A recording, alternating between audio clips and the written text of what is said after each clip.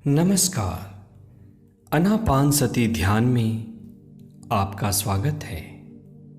दोस्तों, यह एक अत्यंत ही शक्तिशाली प्रयोग है और बुद्ध बनने का सबसे आसान तरीका है। दोस्तों, अगर आज आप यहाँ पहुँचे हैं तो ये कोई दुर्घटना नहीं है। इसका सीधा सा अर्थ ये है कि कोई ना कोई आपके अंदर है जो कि अपने अंदर के बुद्ध को जगाना चाहता है। कुछ ऐसा आपके अंदर है जो कि अपने दुखों को नष्ट करना चाहता है, अपनी बीमारियों से मुक्ति पाना चाहता है और अपने सच्चे स्वरूप को पहचानना चाहता है। दोस्तों, चलिए हम ध्यान की शुरुआत करते हैं। आराम से बैठ जाएं। बेहतर होगा कि आप जमीन पर पालथी मारकर या सिद्धासन या पद्मासन में बैठें। इस बात का ध्यान रखें कि आपकी कमर और आपकी पीठ बिल्कुल सीधी हो। अगर आप जमीन पर नहीं बैठ सकते हैं तो ये कोशिश करें कि आप कुर्सी पर बैठ जाएं।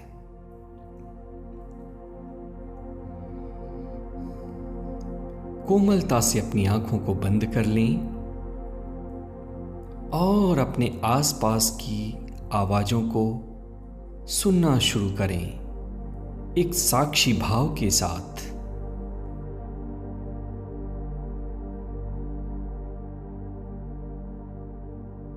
एक गहरी सांस अंदर और धीरे से बाहर।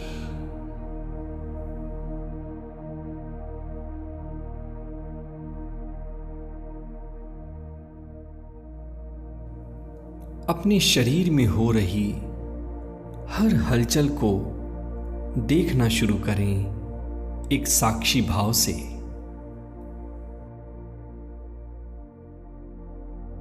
दोस्तों, इस ध्यान को हजारों साल पहले गौतम बुद्ध ने ढूंढा था और इसी ध्यान विधि से वो बुद्ध बने और उसके बाद से हजारों लाखों लोगों ने अपने सांसों के साथ जुड़ना शुरू किया और इस ध्यान प्रयोग के बाद वो भी बुद्ध बन गए।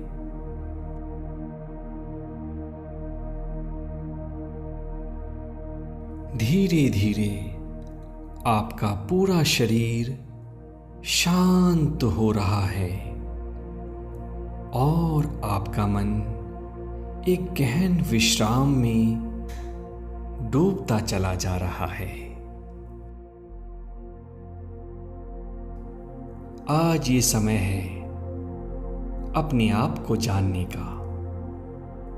हमने बहुत सारे लोगों से दोस्ती की, उनको समय दिया, लेकिन जीवन का मकसद तब तक सॉल्व नहीं होता जब तक कि हम खुद को ना जाने, खुद को ना पहचाने। It's very easy to meet everybody outside, but it's very difficult to meet the person within you. अब हम अपनी सांसों को देखना शुरू करें।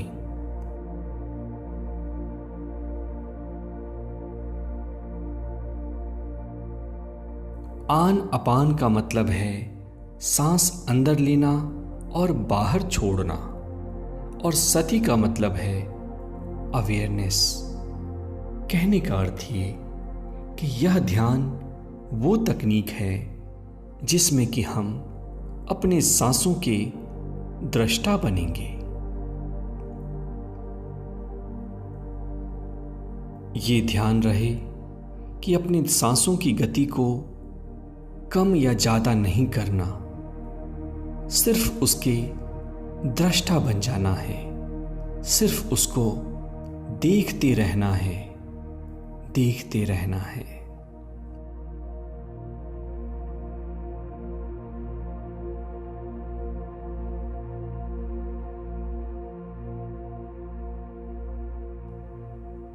एक भी सांस ना छूटे।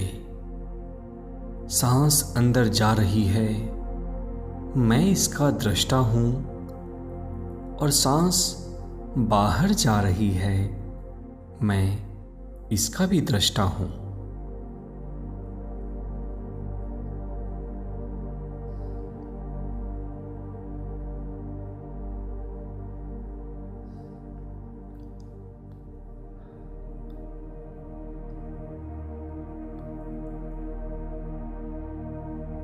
दोस्तों, आपका दुख, चिंता, परेशानियां, ये सब आपके विचारों से उत्पन्न होती हैं, और आपके विचारों का स्वामी बनने का सबसे आसान तरीका है ध्यान।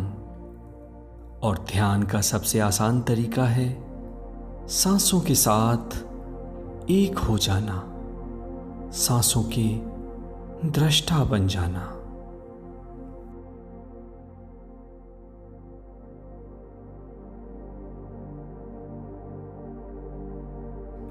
अगर विचार आए तो विचारों से कोई लड़ाई नहीं करनी है, बस उसको देखते जाना है।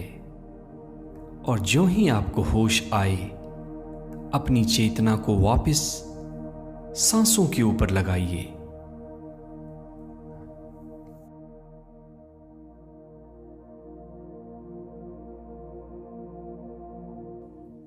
आपका मन हजारों तर्क दे रहा होगा कि ये काम इंपॉर्टेंट है, नोटिफिकेशन चेक करनी है। लेकिन अभी ये समय है कि आप बस अपने सांसों के साथ हो जाएं, बस अपने सांसों के दृष्टा बन जाएं।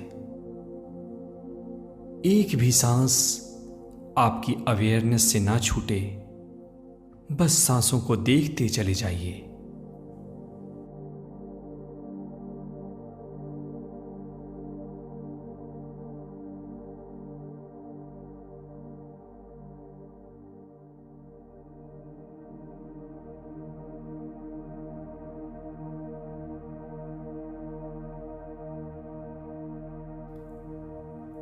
दोस्तों, हमारे मन में गहन अंधेरा है, और इसके कारण ही हमारे जीवन में तकलीफें हैं। और ये सिर्फ इसलिए है क्योंकि हमने कभी ये कोशिश ही नहीं की कि ध्यान की ऊर्जा अपने अंदर लाएं, या फिर हम सांसों के साक्षी बन जाएं।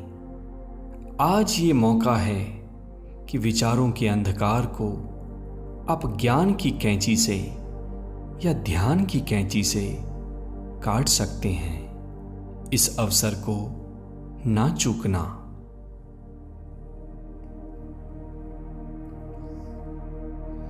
बस सहजता के साथ सांसों को देखते रहना है, सांसों के साक्षी बन जाना है।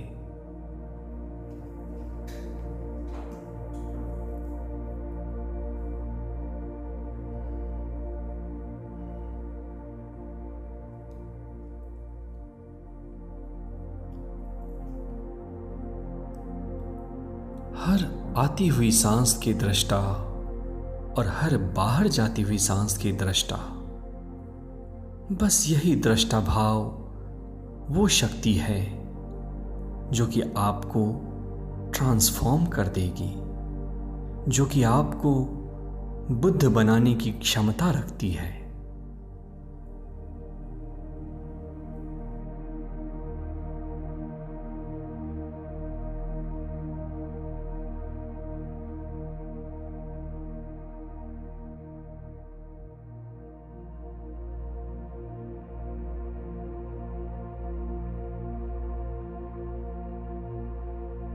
दोस्तों, ध्यान इस जीवन की संजीवनी है, और जो कोई भी ध्यान से वंचित है वो अमृत को हाथ में लेकर भी अमृत पान से खुद को दूर रख रहा है।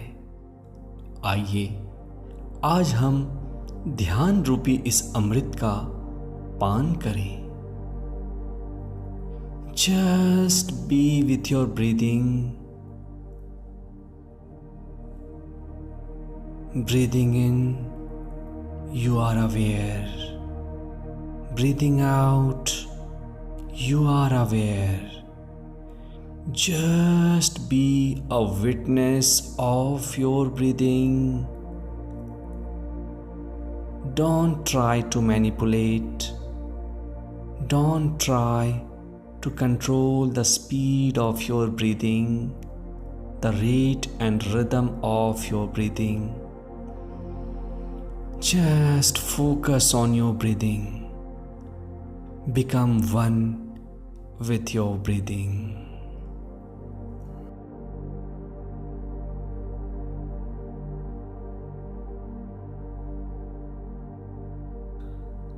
कोई मंत्र नहीं, कोई तंत्र नहीं, ना कोई विचार, ना ही कोई भावना, ना ही कोई एफर्मेशन। इस समय आपका एक ही उद्देश्य है, आप अपनी अवेयरनेस को या आप अपनी चेतना को एक उच्च स्तर पर स्थापित करें और इसके लिए आपको अपनी सांसों के साथ एक हो जाना है, जुड़ जाना है, एक हो जाना है। Become one with your breathing.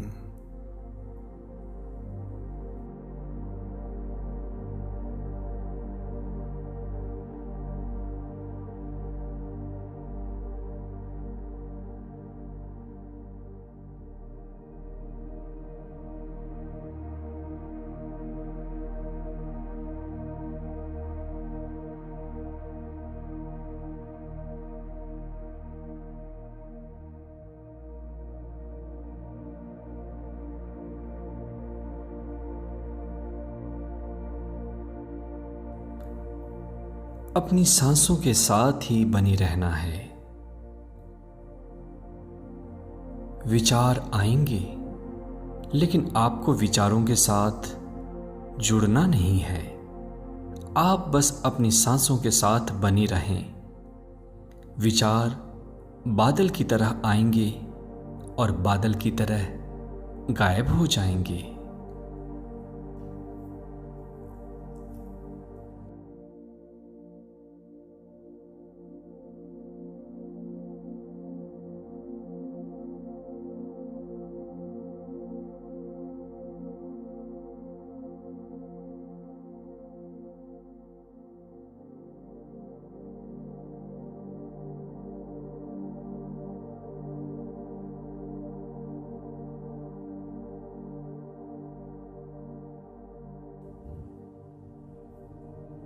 एक दृष्टा भाव से अपनी सांसों को देखते रहें। क्या है आपकी सांसों की गति? क्या ये तेज है या ये धीमी है? क्या ये गर्म है या यह ठंडी है? कोई क्रिटिसिज्म नहीं, कोई बदलाव की अपेक्षा नहीं। बस जो हो रहा है उसको देखते रहें, उसके दृष्टा बन जाएं। हर सांस के साथ आप और गहन ध्यान में डूबते जा रहे हैं, डूबते जा रहे हैं।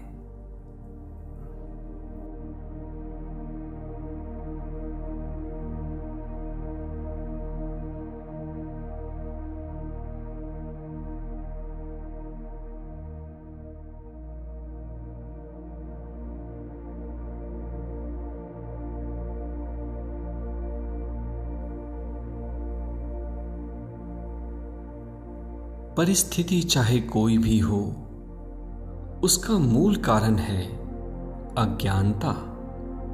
और ज्ञानी बनने का सबसे आसान, सबसे सहज तरीका है ध्यान। तो आइए हम लोग ध्यान में गहराई से डूब जाएं।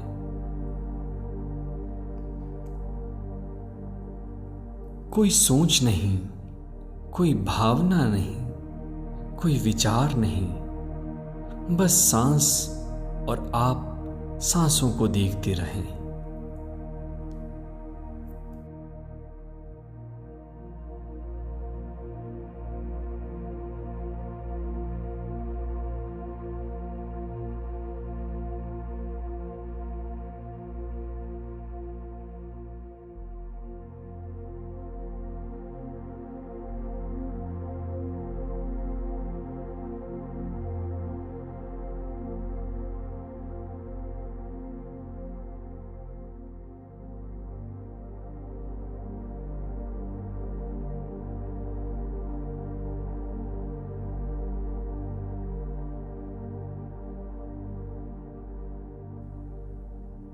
अब आप महसूस कर रहे होंगे कि सांसों की गति धीरे धीरे और धीमी हो रही है।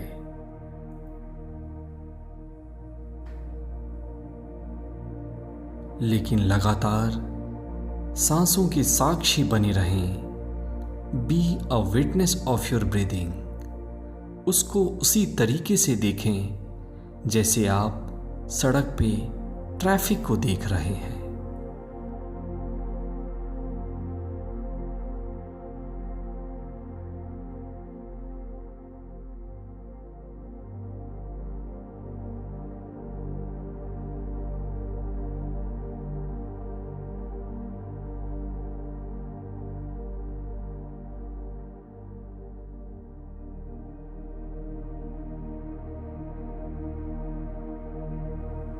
आज ये समय है कि हम जन्म जन्म के कर्मों से मुक्ति पाएं, सैकड़ों वर्षों के विचारों की गुलामी से मुक्ति प्राप्त करें।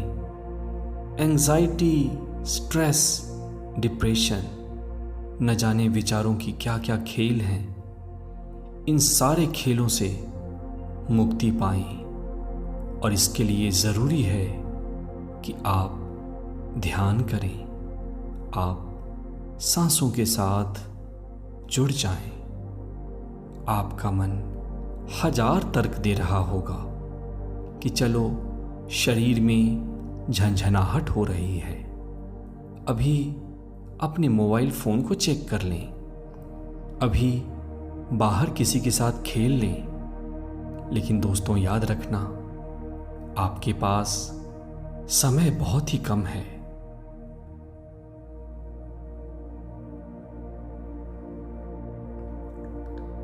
लगातार सांसों के साथ बने रहेंगे। हर अंदर आती हुई सांस और हर बाहर जाती हुई सांस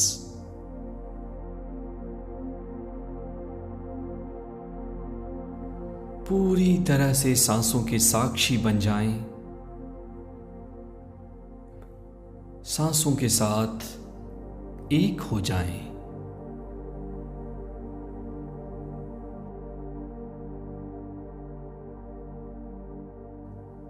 दोस्तों, हम सब में बुद्ध बनने के बीज हैं और इस बीज को हम वृक्ष तभी बना पाएंगे जब हम अपनी सांसों को देखना शुरू करें, जब हम ध्यान करना शुरू करें, जब हम ध्यान को अपनी हैबिट बना लें।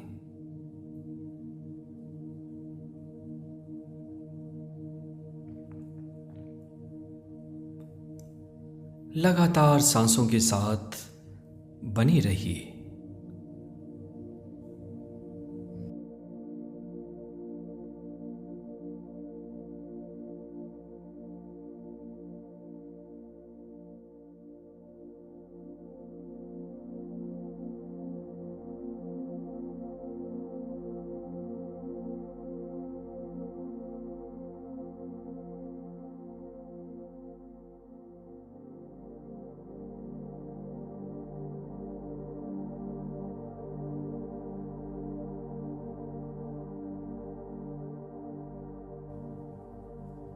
मन अगर भागता है तो उसको वापस अपने सांसों के ऊपर ले आइए।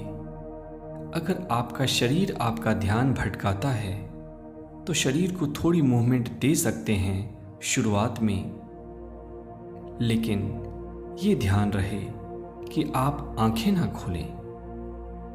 लगातार अपनी सांसों के साथ जुड़े रहें। मन का स्वभाव है भटकना, लेकिन आपको इसको ये सिखाना पड़ेगा कि आप सांसों के साथ जुड़ने के लिए तैयार हैं।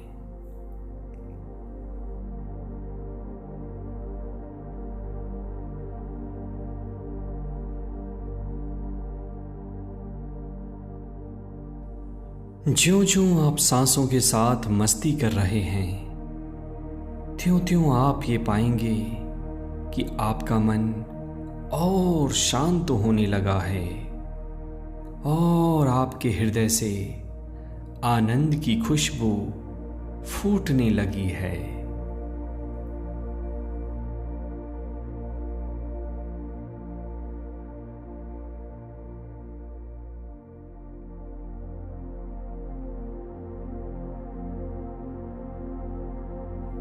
ना ही भूतकाल का कोई विचार और ना ही कोई भविष्य की चिंता।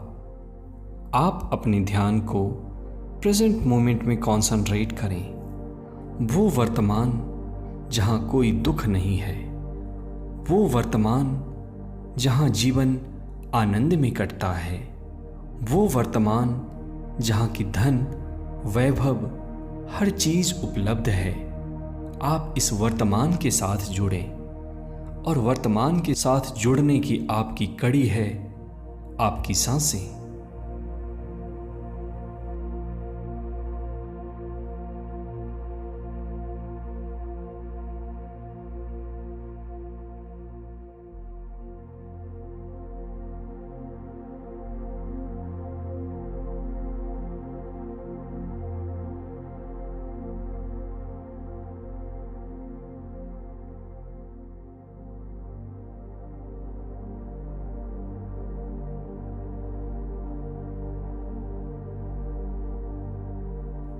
आपने अपने समय को अपने रिश्तों में इन्वेस्ट किया, अपने दोस्तों के साथ इंटरटेनमेंट में, फिल्मों में इन्वेस्ट किया।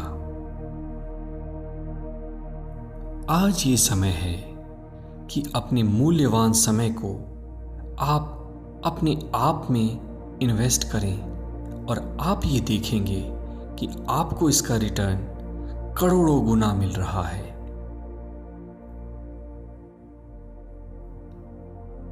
ध्यान से आनंद की उत्पत्ति होती है, वैभव की उत्पत्ति होती है, एबंडेंस की उत्पत्ति होती है।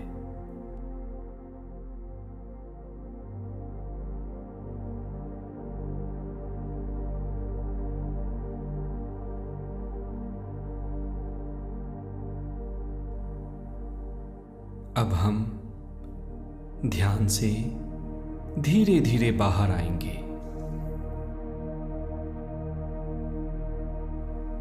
एक बार फिर से आसपास की आवाजों की साक्षी बनिए।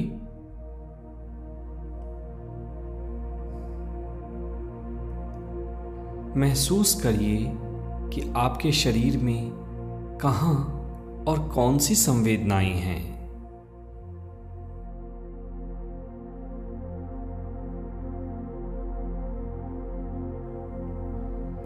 कृपया कोई भी शीघ्रता ना करें। सहजता के साथ हम ध्यान से बाहर आएंगे। इस संकल्प के साथ कि हमारी सारी बीमारियां, सारे दुख, सारी समस्याओं का हल अगर ध्यान में है तो हम हर रोज कम से कम आधे घंटे ध्यान की प्रैक्टिस करेंगे। अब आप अपने दोनों हाथों को अपनी आंखों के ऊपर रख लें अगले 5 से 7 सेकंड तक। दोस्तों, मेरा ये मिशन है कि मैं हर किसी को ध्यान सिखाऊं, क्योंकि ध्यान में वो शक्ति है जिसके सहारे कि आप कुछ भी कर सकते हो, धन हासिल कर सकते हो, अपने हेल्थ को अच्छा कर सकते हो, रिश्तों को बेहतर कर सकते हो, यहाँ तक कि असंभव को संभव बना सकते हो और मुश्किल को आसान कर सकते हो।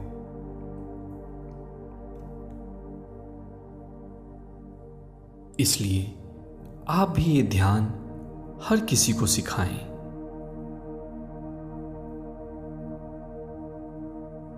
अब आप धीरे से अपनी आंखें खोल सकते हैं और महसूस करिए कि आपका मन विचार शून्य होकर कैसा लग रहा है। आपको कितनी शांति का एहसास हो रहा है। मेरे साथ बने रहने के लिए आपका धन्यवाद। Thank you, thank you. Developmental molecular biologist and research consultant John Medina कहते हैं कि हमारी सारी प्रॉब्लम्स की जड़ हमारे दिमाग का सोचने का तरीका है और ये तभी ठीक हो सकता है जब हम दिमाग के जरूरी रूल्स को जान लें। तो इसीलिए उन्होंने हमारे लिए न्यूयॉर्क टाइम्स की best seller book brain rules लिखी है, जिसमें उन्होंने 12 साइंटिफिक ब्रेन रूल्स बताए हैं जिन्हें जान के और फॉलो करके हम अपने पढ़ने की, सीखने की और काम करने की पावर को 10 गुना बढ़ा सकते हैं। चाहे आप एक बिजनेसमैन हो या जॉब वर्किंग हो, स्टूडेंट हो या इवन टीचर, ये 12 तरीके आपकी परफॉर्मेंस नेक्स्ट लेवल पे ले जाएंगे और डेली लाइफ में आपके लिए चीजें आसान करके आपकी लाइफ को, आपको और आपके ब्रेन को पहले से बेहतर और स्मार्ट बनाएंगे। तो आइए जानते हैं वो 12 रूल्स।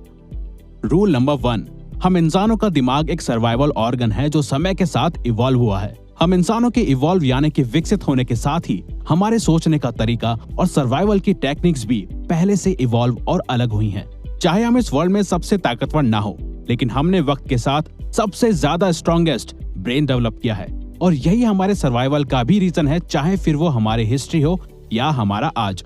हमारा एक्शंस को एनालाइज करना और जिंदा रहने के लिए दूसरे इंसानों के साथ कोऑपरेट करना ही हमारी हजारों सालों से सर्वाइवल स्ट्रेटजी रही है, ताकि हमें सर्वाइव करने के लिए मदद मिले और जिंदा रहने के लिए कि हम अपने जीन्स को आगे भी बढ़ा सकें। और अगर हमारा एनवायरनमेंट और आसपास के लोग हमारे गोल्स को सपोर्ट करते हैं तो हमारी प्रोडक्टिविटी और क्रिएटिविटी भी बूस्ट होती है। लेकिन अगर हमारे यही रिलेशंस, कनेक्शंस और अंडरस्टैंडिंग दूसरे लोगों के साथ सही ना हो तो वो ग्रुप और एनवायरनमेंट हमारे ब्रेन और हमारी लाइफ दोनों को बेकार बना देता है और यही चीज हमारी वक्त से पहले डेथ का भी रीजन बन सकती है। तो सिर्फ स्ट्रॉन्गेस्ट ब्रेन सर्वाइव करते हैं, ना कि strongest bodies. Rule number 2, exercise करना हमारे ब्रेन की पावर को बढ़ाता है। रिसर्चर्स ने 2 तरीके की पॉपुलेशन पे एक स्टडी की जो एक दूसरे से अलग लाइफस्टाइल जीते थे। ग्रुप ए में वो लोग थे जो रोजाना फिजिकल एक्सरसाइज करते थे और हाईली एक्टिव रहते थे, और वहीं दूसरी तरफ ग्रुप बी में वो लोग थे जो कोई भी फिजिकल एक्सरसाइज या एक्टिविटीज नहीं करते थे। तो रिसर्चर्स ने पाया कि ग्रुप ए का कॉग्निटिव स्कोर ज्यादा था ग्रुप बी के मुकाबले।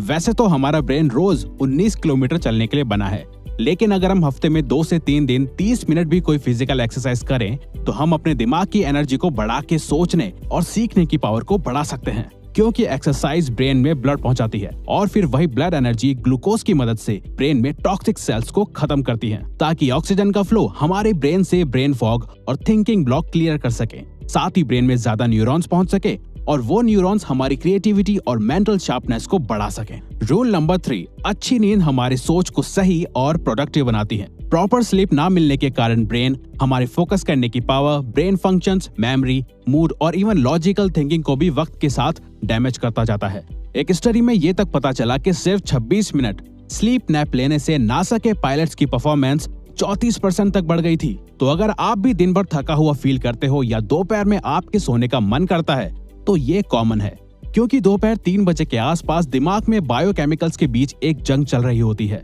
जिसमें एक तरफ जगे रहने की कोशिश होती है तो दूसरी तरफ सोने का मन करता है। तो उस वक्त अगर पॉसिबल हो तो हमें कुछ देर की झपकी जरूर लेनी चाहिए। डॉक्टर मरीना का कहना है कि असल में हमारा ब्रेन सोने के दौरान भी रेस्ट नहीं कर रहा होता, वो दिन भर की इंफॉर्मेशन को प्रोसेस और चीजें लर्न कर रहा होता है। लेकिन हमारे लिए प्रॉपर स्लीप और नैप्स लेना बहुत जरूरी है एक प्रोडक्टिव माइंड के लिए। रूल नंबर 4, हमेशा चिंता करना हमारी लर्निंग एबिलिटी और दिमाग दोनों को डैमेज करता है। हमारा ब्रेन लगभग सिर्फ 30 सेकंड्स तक चलने वाले स्ट्रेस से निपटने के लिए ही बना है, ज्यादा लंबे समय तक रहने वाले स्ट्रेस के लिए नहीं, क्योंकि ज्यादा स्ट्रेस लेना हमारे ब्रेन की ब्लड वेसल्स को खराब कर देता है और इसके कारण हमें हार्ट अटैक भी आ सकता है। अगर आपको घर में, क्लास में या जॉब में आपको रोजाना काफी ज्यादा स्ट्रेस एक्सपीरियंस करना पड़ता है तो यही स्ट्रेस आपके लाइफ में सक्सेसफुल होने के चांसेस को भी इफेक्ट करता है। मतलब अगर आपके घर का एनवायरनमेंट ठीक नहीं है तो उसका स्ट्रेस आपकी जॉब में या क्लास में आपको परेशान करेगा और आपकी परफॉर्मेंस और प्रोडक्टिविटी को खराब करेगा। क्योंकि ज्यादा स्ट्रेस से कोर्टिसोल बढ़ने के कारण हिप्पोकैम्पस में सेल्स डैमेज होने लग जाते हैं और हमारे ठीक से सोचने और याद करने की एबिलिटी कमजोर होने लग जाती है। तो अगर आपके रिलेशंस ठीक नहीं हैं और इस बात का आपको स्ट्रेस होता है तो उन्हें ठीक करो और अपने घर का स्ट्रेस अपने ऑफिस या क्लास में लेके मत जाओ। जिन चीजों और लोगों को कंट्रोल नहीं कर सकते उनका स्ट्रेस आपको नहीं लेना चाहिए। रूल नंबर 5, हर दिमाग डिफरेंटली वायर्ड होता है। हमें स्कूल में बताया गया था कि हम इंसानों का ब्रेन एक जैसा होता है, लेकिन ये इंफॉर्मेशन गलत है।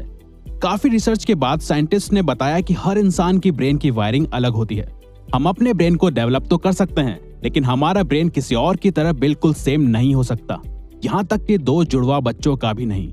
डिफरेंट ब्रेन वायरिंग को हमारा एजुकेशन सिस्टम इग्नोर करता है ग्रेड सिस्टम के थ्रू, जहां हमारे इंटेलिजेंस को हमारे टेस्ट और एग्जाम्स के मार्क्स एंड परसेंटेज से नापा जाता है, जबकि हर स्टूडेंट का, एम्प्लॉय का या कस्टमर का ब्रेन डिफरेंटली वायर्ड होता है। जिस वजह से businesses like Amazon world wide करोड़ों लोगों की इंफॉर्मेशन और इंटरेस्ट जान के सक्सेसफुल कंपनी बनी है। तभी अगर हम सिर्फ एक बार किसी प्रोडक्ट को Amazon या कोई और साइट में सिर्फ देखते हैं तो फिर वो प्रोडक्ट हमारे सारे सोशल मीडिया प्लेटफॉर्म में हमें दिखाई देता है। रूल नंबर 6, हम इंसान बोरिंग चीजों पे ध्यान नहीं देते।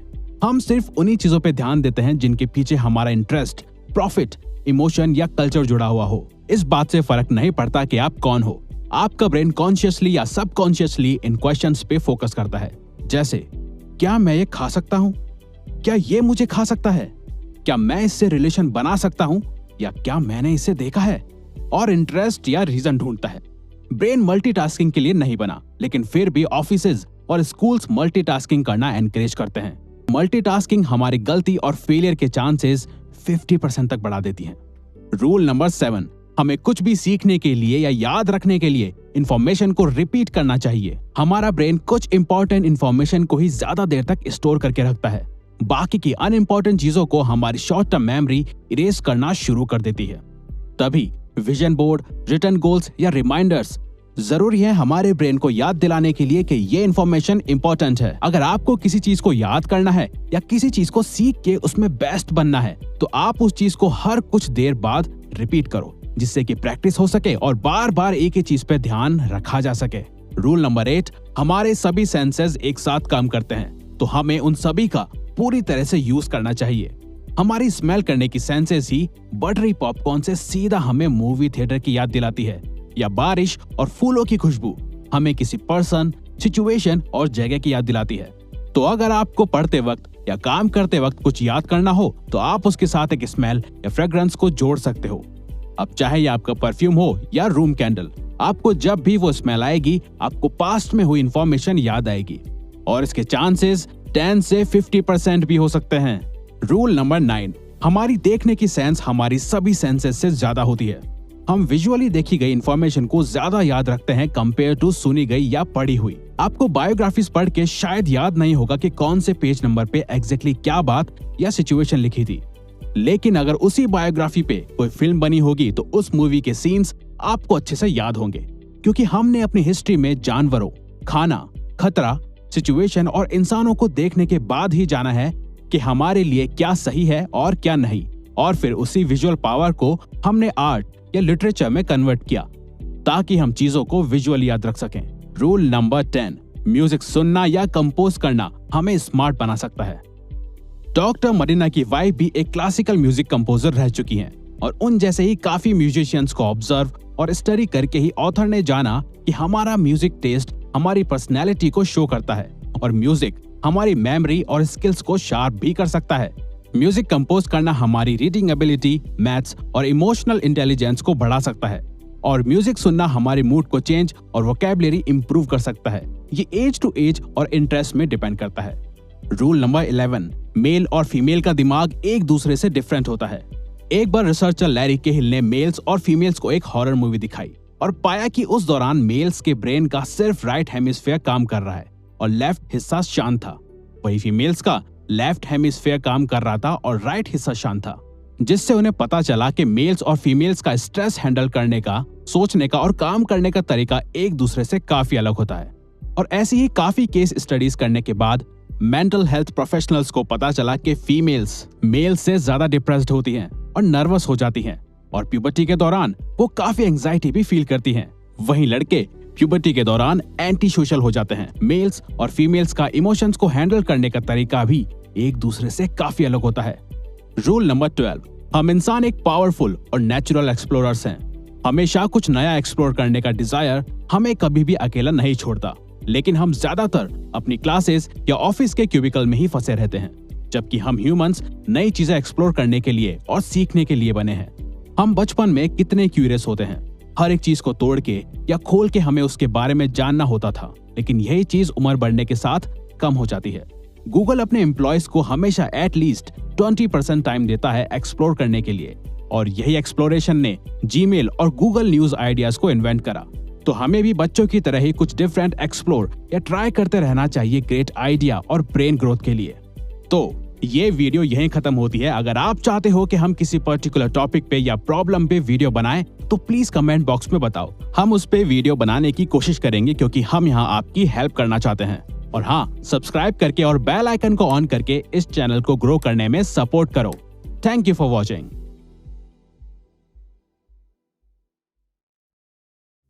कैसे हो दोस्तों?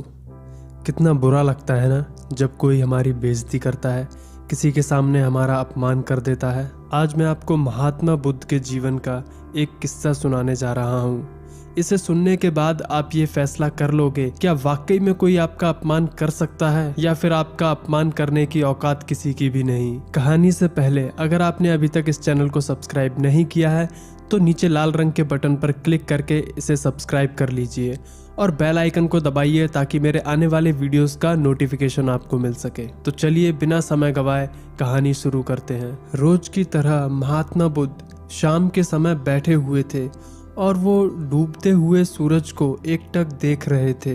तभी उनका शिष्य आया और गुस्से में बोला, गुरुजी, राम जी नाम के जमींदार ने मेरा अपमान किया है, आप तुरंत चलें, उसे उसकी मूर्खता का सबक सिखाना ही होगा। और महात्मा बुद्ध मुस्कुराकर बोले, प्रिय तुम बौद्ध हो, सच्चे बौद्ध का अपमान करने की शक्ति किसी में नहीं होती।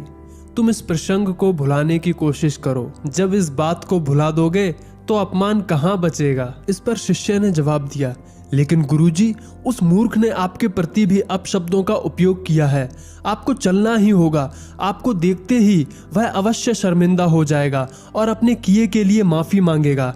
आप बस चलिए, मैं इतने में संतुष्ट हो जाऊंगा। ये सुनकर बुद्ध को समझ में आ गया कि शिष्य अब बदला लेना चाहता है। अब महात्मा बुद्ध को सब समझ आ रहा था कि शिष्य में बदले की भावना प्रबल हो रही है। अभी इसे उपदेश देने का कोई लाभ नहीं है, इसे समझाना व्यर्थ ही जाएगा। और फिर बुद्ध कुछ सोचते हुए बोले, अच्छा ठीक है, अगर ऐसी बात है तो मैं तुम्हारे साथ जरूर चलूंगा और उसे समझाने की पूरी कोशिश करूंगा कि उन्होंने तुम्हारा अपमान कैसे किया, लेकिन हम अभी नहीं, सुबह चलेंगे।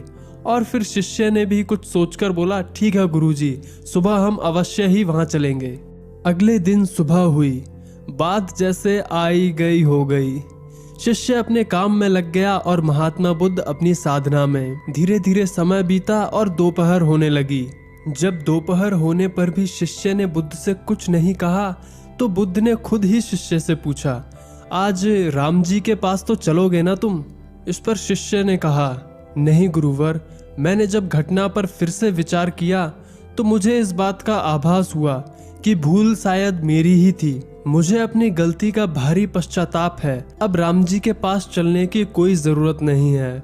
अब महात्मा बुद्ध हंसते हुए बोले, अच्छा, अगर ऐसी ही बात है तो अब तो हमें राम जी के पास चलना ही होगा। शिष्य ने कहा, लेकिन क्यों गुरुजी? अब जब तुम स्वीकार कर रहे हो कि भूल तुम्हारी थी तो अपनी भूल के लिए क्षमा नहीं मांगोगे? अब दोस्तों, इस कहानी में कुछ ऐसी चीजें हुई हैं जिस पर हमें बहुत ध्यान देना चाहिए। पहली बात, जब शिष्य आकर गुरु से शिकायत करता है वह कहता है कि उसका अपमान हुआ है। तब बुद्ध ने उसे क्या जवाब दिया था? बुद्ध ने जवाब दिया था कि सच्चे बौद्ध का अपमान करने की शक्ति किसी में नहीं है। इसका मतलब ये है कि आप जो हैं उस पर पूरा भरोसा रखिए। आप जैसा दुनिया में कोई नहीं है। अपने आप पर पूरा विश्वास रखिए कि आपसे बेहतर कोई नहीं है, और जब आपसे कोई बेहतर है ही नहीं तो आपका अपमान कैसे कोई कर सकता है। दूसरी बात, कभी भी आपको ऐसा कुछ महसूस हो कि किसी ने आपका अपमान किया है, बेइज्जती की है, तो उसको थोड़ा समय दें। जैसे कि महात्मा बुद्ध ने अपने शिष्य को कहा कि हम आज नहीं सुबह चलेंगे। शिष्य को इस पर पूरी रात सोच विचारने के लिए मिल गई, और जब सुबह हुई तो सब कुछ रोज की ही तरह सामान्य था। और समय बीतते बीतते शिष्य के मन से यह भावना भी समाप्त हो गई कि उसे बदला लेना है। तो दोस्तों, ये किस्सा हमें ये सिखाता है कि अपमान और सम्मान दोनों आपकी दृष्टि पर निर्भर करता है। साथ ही किसी व्यक्ति की भूल को भुला देना और अपने कार्यों का मूल्यांकन करने से जीवन सरल हो जाता है। इस वीडियो को फेसबुक, व्हाट्सएप, ट्विटर पर शेयर कीजिए। जो भी आपके दिल में हो वो कमेंट सेक्शन में लिख दीजिए। वीडियो को लाइक कीजिए और मेरे आने वाले वीडियोस के लिए इस चैनल को सब्सक्राइब करें और बेल आइकन को दबाएं ताकि मेरे आने वाले वीडियोस का नोटिफिकेशन आपको मिलता रहे। फिलहाल के लिए इतना ही, मिलते हैं अगले वीडियो में। तब तक के लिए जय हिंद, वंदे मातरम।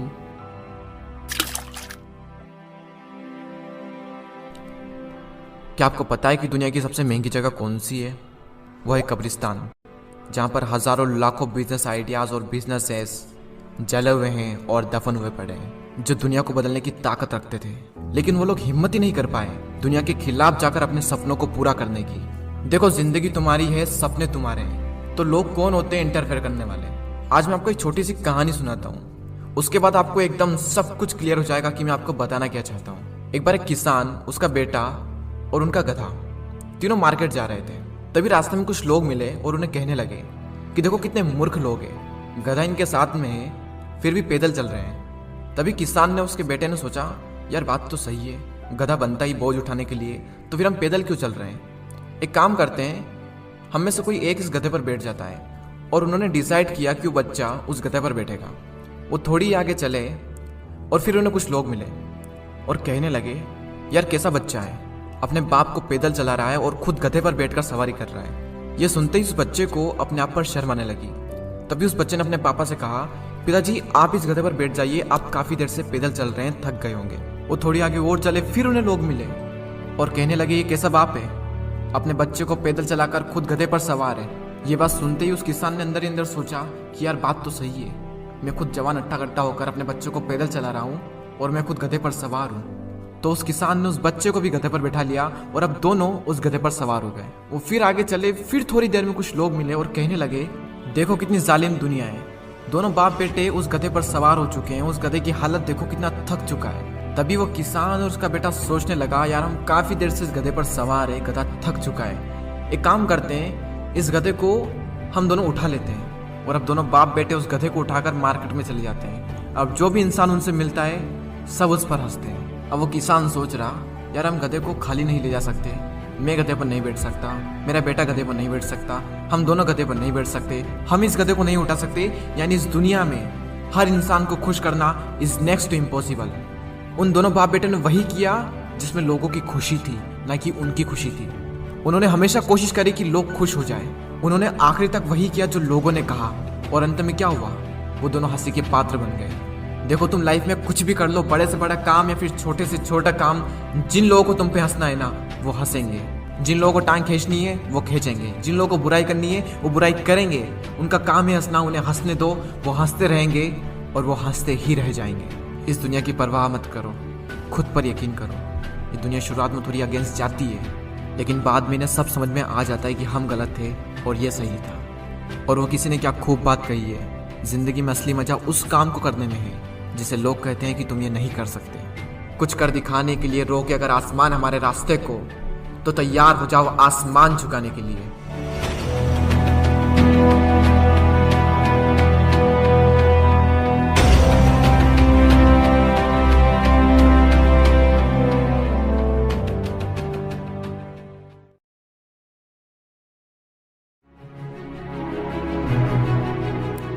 फर्क इस बात से नहीं पड़ता कि लोग आपके बारे में क्या सोचते हैं, फर्क तो इस बात से पड़ता है कि आप खुद अपने बारे में क्या सोचते हैं। जिस तरह एक मरा हुआ इंसान लौटकर कभी वापस नहीं आ सकता, उसी तरह बीता हुआ टाइम भी कभी लौटकर नहीं आता। हार तब होती है जब मान लिया जाता है, और जीत तब होती है जब ठान लिया जाता है। इसीलिए कहते हैं मन के हारे हार है और मन के जीते जीत। मान लिया तो हार, और अगर ठान लिया तो जीत। अगर कामयाबी चाहते हो तो खुद पर गौर करो, इस दुनिया को इग्नोर करो, और फिर देखना सब तुम पर गौर करेंगे। ए समंदर, तुझे गुमान है ना अपने ऊंचे कद पर? मुझको देख, नन्हा सा परिंदा हूं, फिर भी तेरे ऊपर से गुजर जाता हूं। चाह तुझ में सूरज सी है, सूरज से पहले तुझे उठना पड़ेगा। चाहता है सूरज सा चमकना, तो पहले सूरज सा जलना पड़ेगा। मांझी तेरी कश्ती के तलबदार बहुते, इस पार कुछ मगर उस पार बहुते। जिस शहर में खोली है तूने शीशे की दुकान, उस शहर में पत्थर के खरीदार बहुते।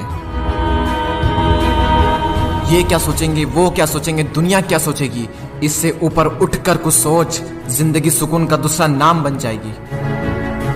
माना कि अच्छे लोगों के साथ बुरा होता है, ये एक सच है, लेकिन बुरे लोगों के साथ बहुत बुरा होता है, यह भी एक सच है।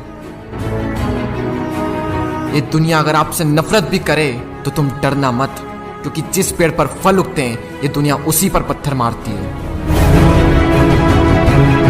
मरने के बाद भी अगर जीना चाहते हो तो पढ़ने लायक कुछ लिख जाना, या फिर लिखने लायक कुछ कर जाना। अभी कई जीत बाकी है, कई हार बाकी है, अभी तो जिंदगी का सार बाकी है। यहाँ से चले हैं नई मंजिल के लिए, यह तो एक पन्ना था, अभी तो पूरी किताब बाकी है। रोज रोज गिरकर भी मुकम्मल खड़ा हूँ। ए मुश्किलों देखो, मैं तुमसे कितना बड़ा हूँ। मंजिल मिले या ना मिले यह तो मुकद्दर की बात है, लेकिन हम कोशिश भी ना करें ये बहुत गलत बात है। लोग आपकी बुराई भी करें तो अपने लक्ष्य को ना छोड़ें, क्योंकि लक्ष्य की प्राप्ति होते ही लोगों की राय बदल जाती है।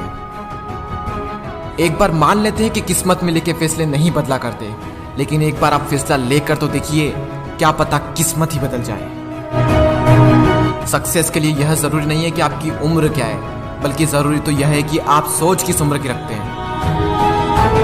माइंडसेट हमेशा ऐसा ही रखना कि जो मुझे आता है वो मैं कर लूंगा, और जो मुझे नहीं आता है वह मैं सीख लूंगा। साबुन से नहाने वाले तो सिर्फ लिबास बदलते हैं, लेकिन जो पसीने से नहाते हैं वो एक दिन इतिहास बदलते हैं। रोकर मुस्कुराने का मजा ही कुछ और है, जिंदगी में कुछ खोकर पाने का मजा ही कुछ और है। जिंदगी में हार और जीत तो लगी रहती है मेरे दोस्त, लेकिन हार के जीतने का मजा ही कुछ और है। लहरों से डरकर नैया पार नहीं होती, कोशिश करने वालों की कभी हार नहीं होती। झूठी शान के परिंदे ही ज्यादा फड़फड़ाते हैं, क्योंकि बाज की उड़ान में कभी भी आवाज नहीं होती। जो मंजिलों को पाने की चाहत रखते हैं वो पानी पर भी पत्थरों के पुल बना देते हैं। जिसने कहा कल दिन गया टल, जिसने कहा परसों बीत गए बरसों, जिसने कहा आज उसी ने किया राज।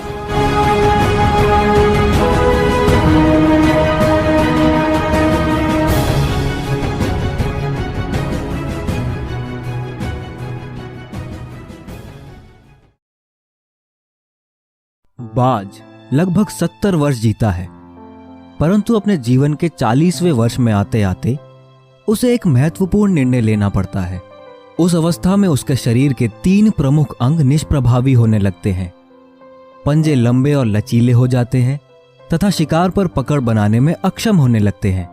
चोंच आगे की ओर मुड़ जाती है और भोजन में व्यवधान उत्पन्न करने लगती है। पंख भारी हो जाते हैं और सीने से चिपकने के कारण पूर्ण रूप से खुल नहीं पाते हैं। उड़ान को सीमित कर देते हैं। भोजन ढूंढना, भोजन पकड़ना और भोजन खाना, तीनों प्रक्रियाएं अपनी धार खोने लगती है। उसके पास 3 ही विकल्प बचते हैं। एक, देह त्याग दे। दूसरा, अपनी प्रवृत्ति छोड़ गिद्ध की तरह त्यक्त भोजन पर निर्वाह करे, या फिर स्वयं को पुनर्स्थापित करे। आकाश के निर्द्वंद एकाधिपति के रूप में जहां पहले 2 विकल्प सरल और त्वरित हैं, अंत में बचता है तीसरा लंबा और अत्यंत पीड़ादायी रास्ता। बाज चुनता है तीसरा रास्ता और स्वयं को पुनर्स्थापित करता है। वह किसी ऊंचे पहाड़ पर जाता है, एकांत में अपना घोंसला बनाता है और तब स्वयं को पुनर्स्थापित करने की प्रक्रिया प्रारंभ करता है। सबसे पहले वह अपनी चोंच चट्टान पर मार मार कर तोड़ देता है। चोंच तोड़ने से अधिक पीड़ादायक कुछ भी नहीं होता पक्षीराज के लिए, और वह प्रतीक्षा करता है चोंच के पुनः उगाने का। उसके बाद वह अपने पंजे भी उसी प्रकार तोड़ देता है और प्रतीक्षा करता है पंजों के पुनः उगाने का। नई चोंच और पंजे आने के बाद वह अपनी भारी पंखों को एक एक कर नोच कर निकालता है और प्रतीक्षा करता है पंखों के पुनः उगाने का। 150 दिन की पीड़ा और प्रतीक्षा के बाद मिलती है वही भव्य और ऊंची उड़ान पहले जैसी। इस पुनर्स्थापना के बाद वह 30 साल और जीता है, ऊर्जा, सम्मान और गरिमा के साथ। इसी प्रकार इच्छा, सक्रियता और कल्पना तीनों निर्बल पड़ने लगते हैं हम इंसानों में भी। हमें भी भूतकाल में जकड़े अस्तित्व के भारीपन को त्याग कर कल्पना की उन्मुक्त उड़ानें भरनी होंगी। मन लगाकर किया गया कोई भी काम व्यक्ति को सफलता की ओर ले जाता है, जबकि बेमन और अरुचि से किया गया काम नकारात्मक परिणाम देता है। आप थोड़ी देर के लिए जरा अपने अतीत में झांकिए। ऐसे 2 कार्यों को याद कीजिए जिनमें से एक को आपने अपनी रुचि से किया हो और दूसरी को अरुचि से। परिणाम को याद कीजिए। आप पाएंगे कि रुचि के काम में आपको ज्यादा सफलता मिली। किसी काम में दिलचस्पी आपको वह ऊर्जा देती है जिससे राह की तमाम मुश्किलें भी आसान हो जाती है। प्रतियोगिता के इस जमाने में सफलता इतनी आसान नहीं है। इसके लिए आपको प्रवीण बनना होगा, यानी आप खुद को इतना कुशल बनाएं कि बाकी लोगों से आगे निकल जाएं। यही प्रवीणता है। अपनी योग्यता में निखार लाकर आप खुद को प्रवीण बना सकते हैं। प्रत्येक व्यक्ति में कुछ ना कुछ ऐसे गुण जरूर होते हैं जो उसे खास और दूसरों से अलग बनाते हैं, पर जब लापरवाही के कारण आपको अपनी खासियत पर नजर नहीं जाती तो वह गुण उभर कर सामने नहीं आ पाते। इसलिए अपनी रुचि को पहचानें और अपनी योग्यता को विकसित करें। फिर दुनिया की कोई भी ताकत आपको सफल होने से नहीं रोक सकती। निसंदेह मेहनत ही सफलता का मूल मंत्र है।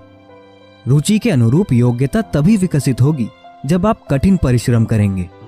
अपने लक्ष्य को प्राप्त करने के लिए आपको अपना 100% देना होगा। इसलिए खुद को पहचानें, अपने गुणों को परखें और फिर सुव्यवस्थित योजना के अनुसार काम करते हुए दुनिया को जीत लें।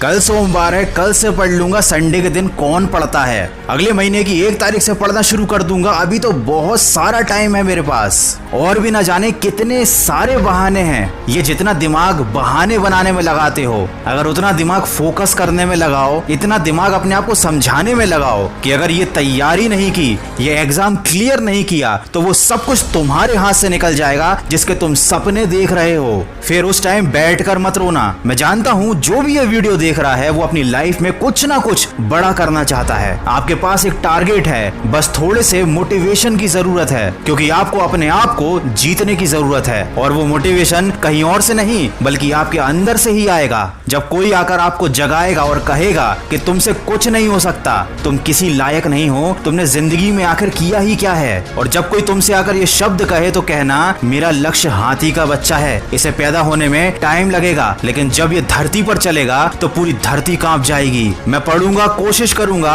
जिंदगी में आगे बढ़ूंगा लगातार, क्योंकि रफ्तार से बढ़ना जीत नहीं, लगातार बढ़ते रहना ही जीत होती है। रफ्तार से खरगोश दौड़ता है, लेकिन जीत कछुए की होती है, जो धीरे धीरे लगातार अपने लक्ष्य की तरफ बढ़ता जाता है। उसे लोगों की बातों का कोई फर्क नहीं पड़ता। तुम्हारे जैसे कितने लोग एग्जाम निकाल लेते हैं, यूपीएससी क्लियर कर लेते हैं, आईएएस बन जाते हैं। तुम्हारे जैसे ही कितने लोग एग्जाम नहीं निकाल पाते, सिस्टम की गलतियां गिनाते रह जाते हैं। सोच लो, फैसला कर लो, तुम्हें क्या बनना है, एक विनर या एक लूजर। अभी भी टाइम है और मौका भी। मौका जिंदगी में सबको मिलता है और सबका टाइम आता है, लेकिन सिर्फ एक बार, और ये मौका तुमको अपने हाथ से जाने नहीं देना है। तुमको इतनी दम लगानी है कि तुम वो करके दिखाओ जो तुम हमेशा से करना चाहते थे। अरे हम सब इंसान ही तो हैं। जब कोई दूसरा कर सकता है तो तुम क्यों नहीं कर सकते? जब वो एग्जाम में टॉप कर सकता है तो तुम क्यों नहीं कर सकते? जब वो दिन रात जॉब के लिए तैयारी कर सकता है तो तुम क्यों नहीं कर सकते? जब वो दिन रात पढ़ सकता है तो तुम क्यों नहीं पढ़ सकते? क्या कमी है तुम में? पूछो अपने आप से। तुम में कोई कमी नहीं है, तुम तो उससे बेहतर हो, फिर क्यों पीछे छूट रहे हो? आगे बढ़ो और दिखा दो इस दुनिया को कि तुम क्या हो और क्या कर सकते हो। कोई भी एग्जाम, कोई भी परीक्षा, कोई भी तैयारी तुम्हारे लिए बड़ी बात नहीं है। बस एक बार तुम अपने मन में ठान लो। और अगर इन सब बातों से तुम्हारे सीने में थोड़ी सी भी आग लगी है, थोड़ी सी भी शर्म बाकी है, तो अपनी की गई गलतियों को सुधार डालो, वरना मेरा इतना कुछ कहने का और तुम्हारा इतना कुछ सुनने का कोई मतलब नहीं रह जाएगा। आशा करता हूँ मेरी इन बातों से आपको थोड़ी सी मदद जरूर मिलेगी। अगर आपको लगता है कि इस वीडियो में कही गई बातें किसी के काम आ सकती हैं, तो इसको शेयर जरूर कर देना। और अगर आपको मोटिवेशनल ऑडियो सुनना अच्छा लगता है तो खबरी ऐप पर आप सुन सकते हैं ऑडियोज मेरी आवाज में। लिंक मैंने डिस्क्रिप्शन में दी हुई है। खबरी पर मुझे फॉलो जरूर करें। मैं मिलूंगा आपसे अगले वीडियो में आपके सीने में आग लगा देने वाले मोटिवेशन के साथ। जुड़े रहिए मन की आवाज के साथ।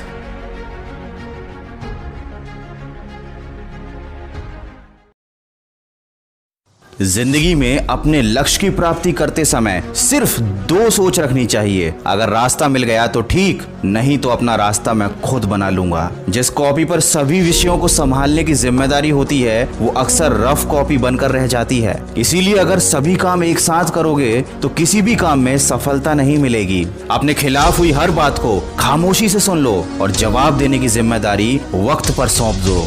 नसीहत वो सच है जिसे कोई गौर से नहीं सुनता और तारीफ वो झूठ है जिसे हर कोई सुनना चाहता है। तो अगर सुखी रहना चाहते हो तो तारीफ सुनने की उम्मीद करना छोड़ दो, क्योंकि बोझ जिंदगी भर कील उठाती है और लोग तारीफ तस्वीर की करते हैं। जिंदगी की सबसे बड़ी सच्चाई तो ये है कि अब सच्चाई के लिए लोगों की जिंदगी में जगह ही नहीं बची है। यहाँ पर आपका अच्छा चाहने वाले लोग हो ना हो, लेकिन बुरा चाहने वाले लोगों की कोई कमी नहीं है। किसी ने क्या खूब कहा है, यूं ही नहीं अपने मिजाज को चिड़चिड़ा कीजिए। कोई आपसे छोटी बात करे तो अपना दिल बड़ा कीजिए। किसी मनुष्य से प्रेम करोगे तो केवल दुख ही हासिल होगा। इस संसार में प्रेम के लायक केवल 2 ही वस्तुएं हैं, एक दुख और दूसरा परिश्रम। दुख के बिना हमारा हृदय निर्मल नहीं होता और परिश्रम के बिना हमारे जीवन का विकास नहीं होता। इसीलिए किस्मत के दरवाजे पर अपना सर पीटने से लाख गुना बेहतर है कि कर्म का ऐसा तूफान खड़ा करें कि सारे दरवाजे अपने आप खुल जाएं। आप जो करना चाहते हैं पूरे दिल से कीजिए। गलतियां भी होंगी, रुकावटें भी आएंगी, संदेह करने वाले भी होंगे,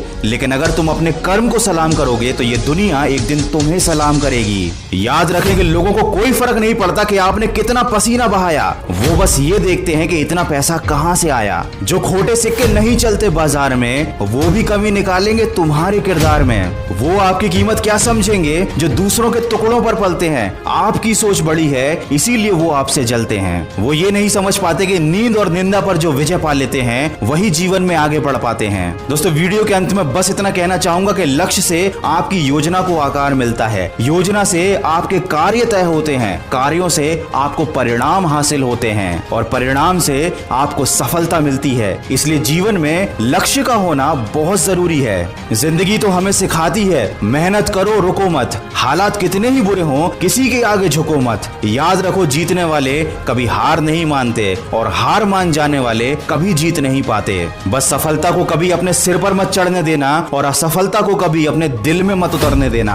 हमेशा अपने मन में शांति बनाए रखो, क्योंकि अगर आप शांत हैं तो आप दुनिया के सबसे सुखी इंसान हैं। दोस्तों, अगर इस वीडियो में कही गई बातों से आप सहमत हैं तो इसको ज्यादा से ज्यादा शेयर कीजिए। और अगर आपको मोटिवेशनल ऑडियो सुनना पसंद है तो मेरी आवाज में सुनिए मोटिवेशनल ऑडियो सिर्फ खबरी ऐप पर। लिंक मैंने डिस्क्रिप्शन में दी हुई है। मैं मिलूंगा आपसे अगले वीडियो में जो आपके जीवन में सकारात्मक ऊर्जा को भर दे और आपको दिखाए एक सही दिशा। सुनते रहिए मन की आवाज।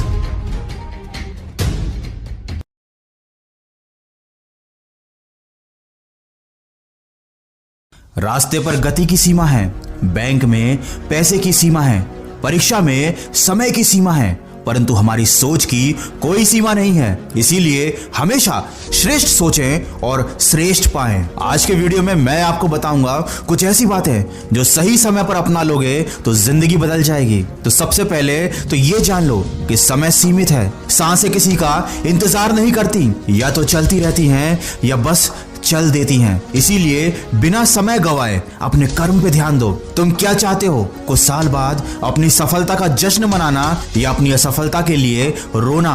किसी ने क्या खूब कहा है, मालूम सबको है कि जिंदगी बेहाल है, लोग फिर भी पूछते हैं कि और सुनाओ क्या हाल है। इसीलिए यदि कोई आपको नीचा दिखाने की कोशिश करता है तो उस पर तरस खाओ, क्योंकि वो पहले ही आपसे नीचे है। याद रखो, अकड़ शब्द में कोई मात्रा नहीं है, फिर भी अलग अलग मात्रा में ये सबके पास है। इसीलिए कभी घमंड मत करना, क्योंकि किस्मत की एक आदत तो है, वो पलटती जरूर है, और जब पलटती है तो सब कुछ बदल कर रख देती है। इसीलिए अच्छे दिनों में अहंकार मत करो और खराब समय में थोड़ा सब्र रखो। गलतियों को याद करके अपना आने वाला कल खराब मत करो। इंसान जिंदगी में गलतियां करके उतना दुखी नहीं होता जितना उनके बारे में बार बार सोच कर दुखी होता रहता है। इसीलिए मन में बुरे विचार ना आने दें, मन पर नियंत्रण रखें। जब आप अकेले हो तो विचारों पर नियंत्रण रखें। जब आप अकेले ना हो तो अपने शब्दों पर नियंत्रण रखें। जब गुस्सा आए तो अपने मन पर नियंत्रण रखें, और जब अपनों के साथ हो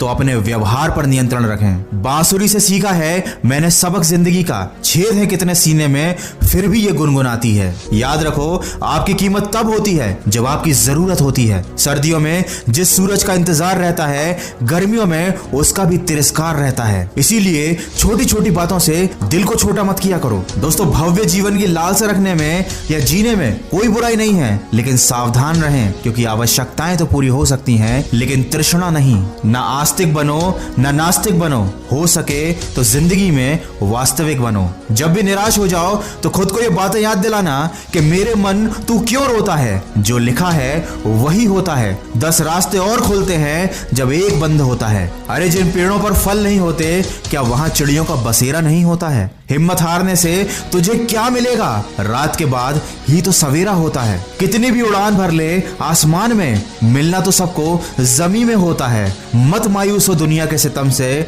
सुना है जिसका कोई नहीं होता उसका खुदा होता है। सीखने की कोई उम्र नहीं होती, सीखने की कोई सीमा नहीं होती। अगर आप जिंदगी में आगे बढ़ना चाहते हैं तो हमेशा कुछ न कुछ सीखते रहें, और सीखने के लिए सबसे जरूरी है कि आप अभी से एक शुरुआत कीजिए, बार बार प्रैक्टिस कीजिए, तभी आप में कॉन्फिडेंस आएगा। जैसे अगर आप इंग्लिश बोलना सीखना चाहते हैं, उसमें फ्लुएंसी लाना चाहते हैं, अपना कम्युनिकेशन स्किल सुधारना चाहते हैं, तो सिर्फ सीखने से काम नहीं चलेगा, आपको प्रैक्टिस करनी पड़ेगी। ऐसे लोगों से बात करनी पड़ेगी जिनकी इंग्लिश अच्छी हो, और इसमें आपकी मदद करेगा कैम्बली ऐप। यहाँ पर यूएस, कनाडा और यूके से ट्यूटर 24/7 आपके लिए अवेलेबल रहते हैं। आप कभी भी इनसे बात कर सकते हैं और अपनी इंग्लिश की प्रैक्टिस कर सकते हैं। Hi, Hello, how are you? I'm fine. So I'm from India and I want to learn English. Sure, absolutely. I mean, I meet a lot of people on here who find that the best thing to do, watch the movie and repeat what the actor is saying each time until they get the right sound, and then they move on to the next thing. तो description में मैंने link दी है, Cambly app को जाइए, use कीजिए, और अगर आप हमारा दिया कूपन कोड यूज करते हैं तो आपको मिलेगा 37% का डिस्काउंट भी। और अब वीडियो के अंत में बस इतना कहना चाहूंगा कि आप कोशिश करते रहो, लोग तो आपका मजाक बनाएंगे ही, क्योंकि आप कुछ भी कर लो, कुछ लोगों को कमियां निकालने की आदत होती ही है। ये वही लोग होते हैं जिन्हें कितना भी स्वादिष्ट भोजन दे दीजिए, ये अलग से नमक जरूर लेंगे। इसलिए हमेशा अपना सर्वश्रेष्ठ करो, दूसरों से तारीफ की उम्मीदें मत करो। आपकी मेहनत का फल ही आपकी असली तारीफ है। और अगर कभी तुम्हारे माँ बाप तुम्हें डांट दें तो बुरा मत मानना, बल्कि सोचना कि गलती होने पर माँ बाप नहीं डांटेंगे तो और कौन डांटेगा। और कभी किसी छोटे से गलती हो जाए तो उन्हें यह सोचकर माफ कर देना कि अगर गलतियां छोटे नहीं करेंगे तो कौन करेगा। इसलिए जिंदगी में माफ करो और आगे बढ़ो। जलने वालों को जलने दो, छू लो तुम आसमान, कर दो आगाज, हमेशा सुनते रहो अपने मन की आवाज। अगर इस वीडियो में कही गई बातों से आप सहमत हैं तो इसको ज्यादा से ज्यादा शेयर कीजिए और हमारे इस प्रयास का हिस्सा बनिए। मैं मिलूंगा आपसे अगले वीडियो में जो आपके जीवन में सकारात्मक ऊर्जा को भर दे और आपको दिखाए एक सही दिशा। सुनते रहिए मन की आवाज।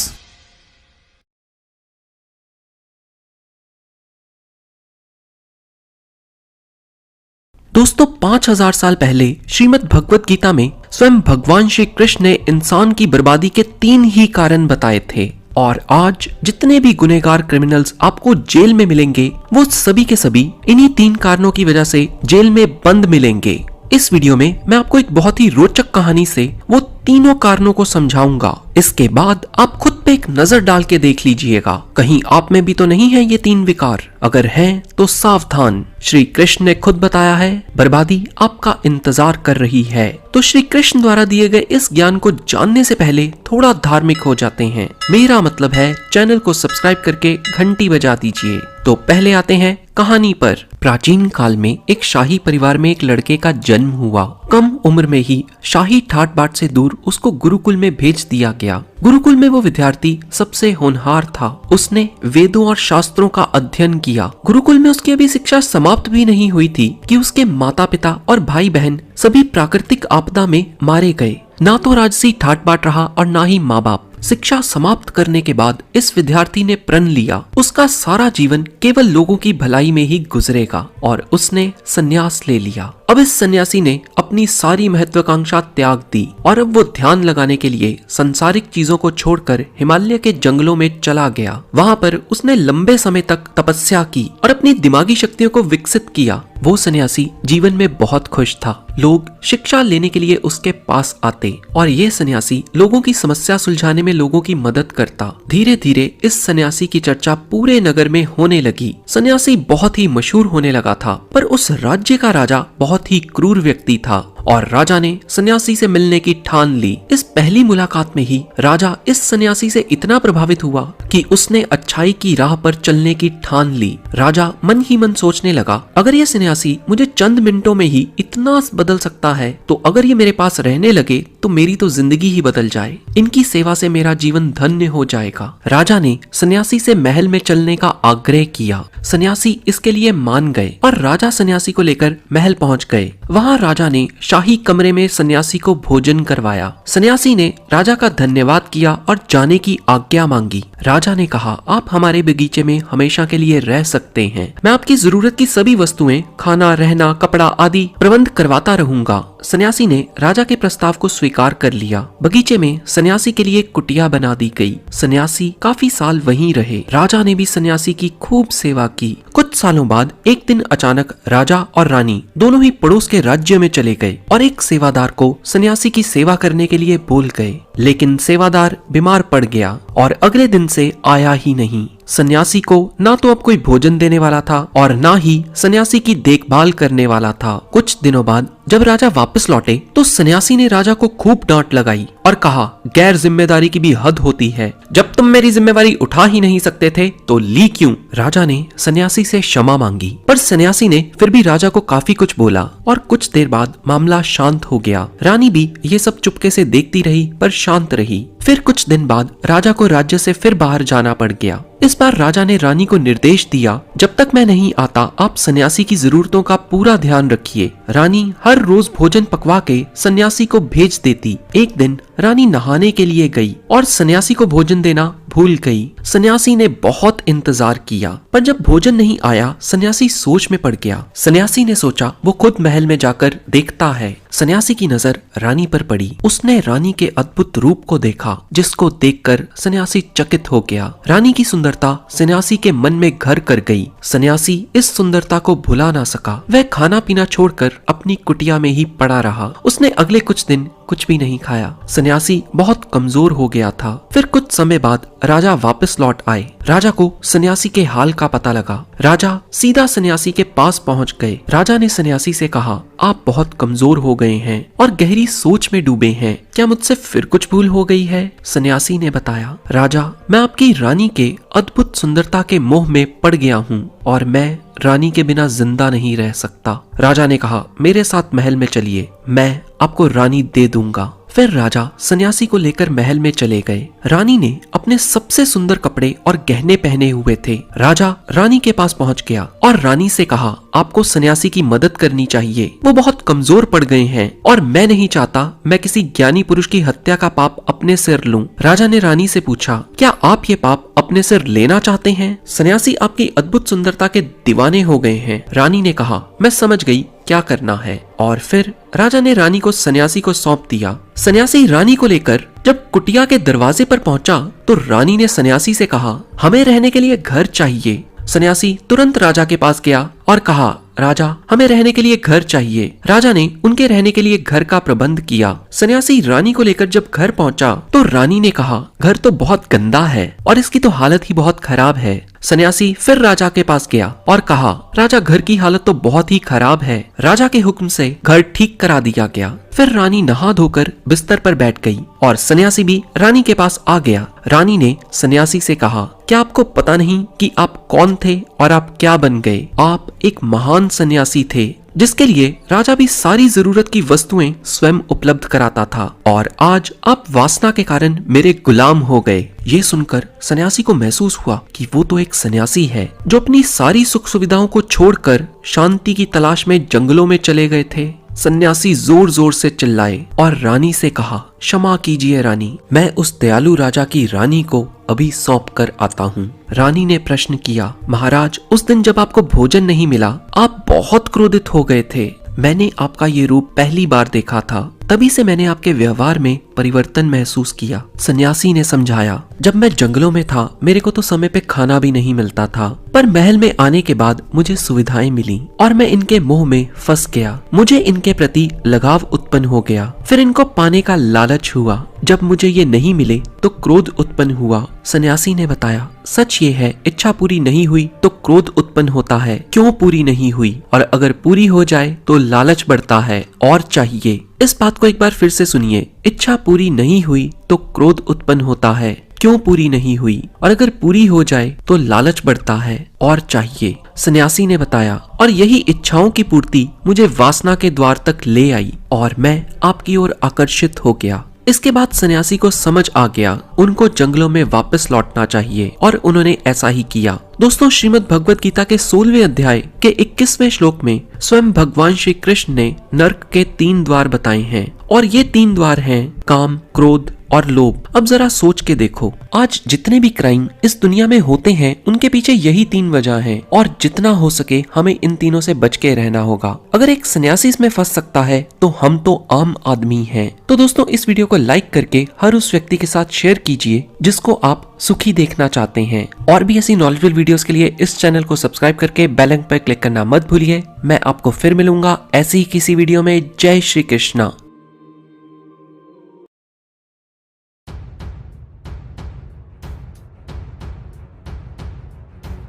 बाहर से दिखाना कोई बड़ी बात नहीं है। हम लोगों की सबकी आदतें क्या है? शो ऑफ, है कि नहीं? इसको समझना पड़ेगा, रियलिटी को समझना पड़ेगा। हमारी सबकी आदत है शो ऑफ। अंदर से खोखले हैं, बाहर से पता नहीं क्या दिखा रहे, जैसे उससे कुछ होने वाला है। कुछ नहीं होने वाला है। शीशे में अपनी शक्ल देख रहे हो और अपने बारे में कुछ सोच रहे हो, तो शीशे में देख करके अपने आप को क्या बोल रहे हो? जो बोलोगे वैसा ही आपके साथ होने लग जाएगा। उसी लेवल का कॉन्फिडेंस आपकी आंखों में नजर आएगा, वो जुनून नजर आएगा, वो फितूर नजर आएगा, वो पैशन नजर आएगा। कुछ करना नहीं पड़ेगा उसके लिए। आप समझ गए ना? एक है आप अंदर से एनर्जी लगा रहे हो, एक है अंदर से एनर्जी निकल रही है। दोनों में जमीन आसमान का फर्क है। आप चुपचाप भी बैठे होगे किसी के साथ में, लेकिन आपकी आंखों में कुछ नजर आ रहा होगा, इस दुनिया को एक स्पार्क नजर आएगा। अकेले में 24 घंटे जो आप अपने अंदर ही अंदर अपने बारे में बोलते हो, जो आप अपने बारे में सोचते हो, वैसा ही आपके साथ में होता है, क्योंकि उसी लेवल के आपके एक्शंस होते हैं, उसी लेवल की आपकी एनर्जी होती है। अपने एक्सपीरियंस से बोल रहा हूं, तो थ्योरेटिकल बातें नहीं कर रहा। देखो, अगर अपने माइंड में कुछ चिंदी सोचोगे, छोटा मोटा सोचोगे तो वैसे ही बनोगे, कुछ बड़ा सोचोगे तो बड़ा बनोगे। तो सोचना ही है तो बड़ा ही सोचते हैं ना। और थोड़ा बड़ा क्यों सोचना है? सोचना है तो पूरा ही बड़ा सोचो ना। मतलब मेरे अंदर कुछ हिडन पावर्स हैं जो हो सकता है अभी मुझे खुद को भी पता नहीं है, मैंने उसको डिस्कवर नहीं किया है, लेकिन है, इसमें कोई शक नहीं, क्योंकि कोई भी किसी से कम नहीं। मेरा जो आउटलुक है, यानी कि मेरी जो खुद की नजर है खुद को देखने की, वो ये है, और वही मैटर करती है। दुनिया की नजर में आप बहुत बड़े सेलिब्रिटी बन गए, उसके बाद में डिप्रेशन की गोलियां खा रहे हो बैठ करके, या फिर अपनी लाइफ से दुखी हो। क्यों हो रहा है ऐसा? क्योंकि वो खुद को अपनी नजर से नहीं देख रहे हैं, दुनिया की नजर से देख रहे हैं। दुनिया कभी उनको चढ़ा देती है, कभी गिरा देती है। दुनिया का तो काम ही यही है। और काम क्या है? दुनिया का और कोई काम है क्या? काम ही यही है। उनको मजा ही इसी में आता है। एक बंदे को चढ़ा दिया पहले तो चने के झाड़ पे, उसके बाद में बिल्कुल ही गिरा दिया, फिर ऐसे करके रगड़ दिया, और बंदा रो रहा है बैठ करके। क्यों? क्योंकि दुनिया के चढ़ाने से वो चढ़ गया। आप ऐसा करो ही मत। ग्रेटेस्ट की डेफिनेशन को ठीक रखो। I am the greatest. क्यों? इसलिए नहीं कि दुनिया दुनिया मुझे बोलेगी नहीं, you are not the greatest, you are the worst. मान लो you are the worst, how does it make a difference? दुनिया से मेरे को कोई मतलब ही नहीं है। मेरे को खुद ये देखना है कि मैं खुद अपनी नजर में क्या हूं। और जेन्युइनली बता रहा हूं, अगर खुद आप अपनी नजर में ग्रेटेस्ट बन गए तो आपके जो एक्शंस होंगे, आप जिस तरह से बोल रहे होंगे, आपके साथ में जो लोग होंगे, उनको कुछ अलग ही नजर आएगा आपके अंदर। You become like a magnet. ऐसे लोग मैग्नेट्स होते हैं क्योंकि उनमें एक कमाल की एनर्जी उनके अंदर से निकल रही होती है। सबको एनर्जी अच्छी लगती है। किसी को डल लोग, थके हुए लोग अच्छे लगते हैं क्या? बैठे अपनी लाइफ के दुखड़े रो रहे हैं, खुद फ्रस्ट्रेटेड हैं, आपको भी फ्रस्ट्रेटेड कर रहे हैं, ऐसे लोग अच्छे लगते हैं? या वो लोग जो चार्ज्ड अप है, जो चार्ज्ड अप पूरी तरह से? ग्रेटेस्ट कौन है? वो नहीं जो कुछ बहुत बड़ा कर रहा है। ग्रेटेस्ट की डेफिनेशन को भी ठीक रखना अपने माइंड में, नहीं तो कंफ्यूज हो जाओगे। कि अगर आप एक डॉक्टर हो तो कौन है ग्रेटेस्ट? वो डॉक्टर जिसका नाम बहुत ज्यादा है, या वो डॉक्टर जिसका काम एक्स्ट्राऑर्डिनरी? यानी कि ग्रेटेस्ट मतलब क्या? कि जब मेरे अंदर से जो आ रहा है तो I have the courage to go for it, no matter what, then you are the greatest person. तो आपको दुनिया की कोई ताकत बांध नहीं पाएगी, कहीं पर भी आपको कोई रोक नहीं पाएगा। हर जगह पर आपके अंदर कुछ नजर आ रहा होगा। लोग, आपकी जो एनर्जी होगी वो इन्फेक्शियस हो, वो पागलों की तरह आपके साथ जुड़ना शुरू करें। मतलब क्या है कि खुश रह के काम करना चाहिए। पूरी दुनिया क्या कर रही है, कभी ध्यान से ऑब्जर्व करना। लोगों खुश होने के लिए काम कर रही है। दोनों में जमीन आसमान का फर्क है। अगर ये आपको बारीकी से मेरी ये बात समझ आ जाए ना तो बहुत आगे जाओगे लाइफ। पूरी दुनिया क्या कर रही है, खच्चरों की तरह। जैसे गधा होता है, गधे को क्या चाहिए होता है? दिन के एंड में चारा चाहिए होता है। तो काम इसलिए नहीं कर रहा, गोल गोल इसलिए नहीं घूम रहा, उसको रस्सी से बांधा हुआ है, डंडे भी पड़ रहे हैं, सब कुछ हो रहा है, इसलिए नहीं कि मेरे को मजा आ रहा है वो बोझा ढो करके, इसलिए कि मेरे को दिन के एंड में चारा मिलेगा। और अगर मैं अच्छे से काम करूंगा तो मुझे गधी भी मिलेगी। फिर मेरे छोटे छोटे गधे गधी होंगे, फिर उनको भी मैं इसी काम में लगा दूंगा। ये दुनिया की हालत है। जबकि एक्चुअल में लाइफ क्या है? हम कोई गधे थोड़ी हैं, हम इंसान हैं। तो हमारे पास में चॉइस है, उस चॉइस को यूज करना चाहिए। तो चॉइस को यूज करने का तरीका क्या है? जो भी काम करो, छोटे से छोटा, बड़े से बड़ा, इसलिए मत करो कि ये काम करके मुझे ये मिलेगा और फिर मैं खुश होऊंगा ना। काम ही करो खुश होकर, मतलब खुश रहो हमेशा और अपनी खुशी को उस काम के थ्रू एक्सप्रेस करो। फिर आप जो भी काम करोगे उसमें प्यार होगा, उस काम के ऊपर आपकी खुशी की छाप होगी, उस काम में एक नशा होगा, कुछ मजा होगा, मस्ती होगी। जैसे होता है ना, कुछ सिंगर्स होते हैं, उनकी आवाज में एक अलग ही मजा होता है, नशा होता है, आपको कहीं और ही ले जाते हैं। You transcend. ट्रांसेंड का मतलब होता है कि आप कहीं और ही चले गए, किसी और ही दुनिया में चले गए, सब भूल गए, अपने सारे दुख भूल गए कुछ देर के लिए, जब तक उसका गाना सुन रहे हैं, उसकी आवाज़ सुन रहे हैं। तो आपकी आवाज़ में, आपके काम में, आपके एक्शंस में, आपकी आंखों में कुछ होगा। एक है आप खुश होने के लिए काम करो, एक है खुश रहो और अपनी उस खुशी को एक्सप्रेस करने के लिए काम करो। दोनों में जमीन आसमान का। तो आपको ये दूसरे ऑप्शन को पकड़ करके रखना है। अगर इसको समझ पाओ तो बड़ा मजा आएगा। लाइफ में वैसे भी बहुत आगे तक जाओ। इसको भी याद रखना लाइफ में, ये बहुत इंपॉर्टेंट है। इसीलिए मैं इस पॉइंट को यहाँ पर टच कर रहा हूँ। कहीं माइंड में ऐसे कोई नोशन नहीं बनाने हैं कि बिल्कुल ही आप जिसे कहते हैं ना घोचू बन जाओ लाइफ में, कि बस सुबह से रात तक पढ़ते ही रहना है, पढ़ते ही रहना है, पढ़ते ही रहना है। अबे करोगे यार इतना पढ़ करके, मतलब कुछ बन भी गए तो उससे होगा क्या? वो सब फ्यूचर में है। करना क्या है? बैलेंस बनाना है। पढ़ना है लेकिन साथ साथ में ये नहीं कि हम लाइफ को एंजॉय ना करें, क्योंकि एक बार जैसी आदत पड़ गई वैसी पड़ जाएगी। ये मत समझो कि मैं वो बंद करके एंजॉय करूंगा। आदत की बात है ये।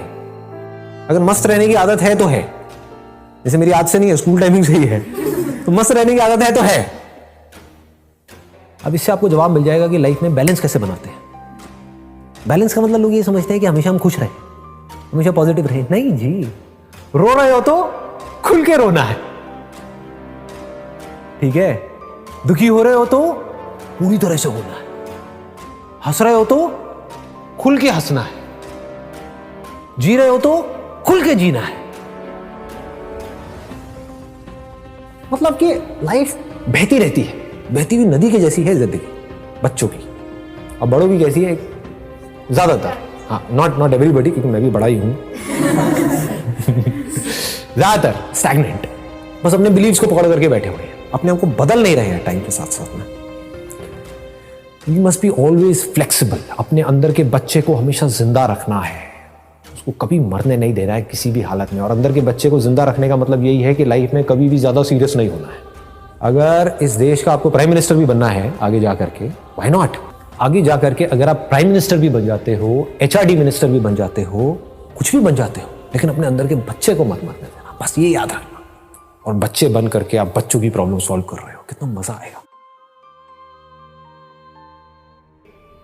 लाइफ एक गेम की जैसी है, लेकिन आप इस गेम में सीरियस हुए पड़े हो तो क्या होगा, आप सही डिसीजंस ले ही नहीं सकते। इतनी सी बात को समझो कि जिंदगी एक खेल है।